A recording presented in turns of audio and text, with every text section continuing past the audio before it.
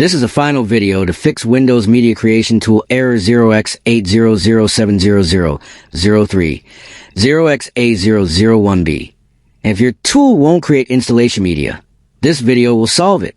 Are you facing a problem where the media creation tool stops with error 0x80070003 0xA001B no matter how many times you restart or run it as administrator?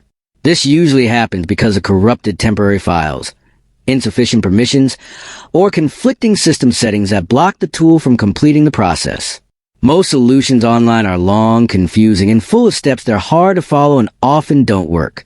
That is why Rexis is sharing a secret easy trick that instantly fixes this media creation tool error and allows you to create Windows installation media smoothly. This simple method works fast, safely, and ensures your USB or ISO is created without interruptions.